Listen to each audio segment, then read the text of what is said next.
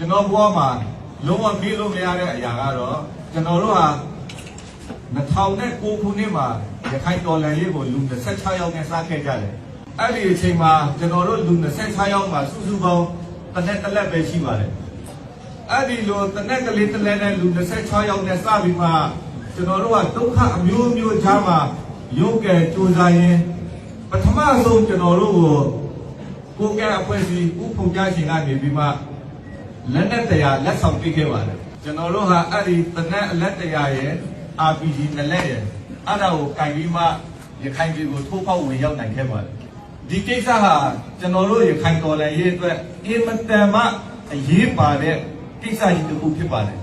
ကျွန်တော်တို့လူ26ယောက်တနက်တစ်လက်နဲ့စတင်ခဲ့တယ်ပထမဆုံးသောလက်နဲ့တရားကိုဥဖုန်ကြားရှင်နဲ့ကိုကန့်ဗဟိုကော်မတီကဆုံးဖြတ်ပြီးကျွန်တော်တို့ကူညီဖူးခဲ့တယ်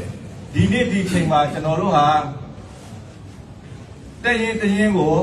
လူ300လောက်နဲ့တက်ရင်ယာချီပြီးမှဖွဲ့စည်းပြီးမဟာမိတ်တွေနဲ့လက်တွဲပြီးတိုက်ပွဲဝင်နေပြီဖြစ်ပါတယ်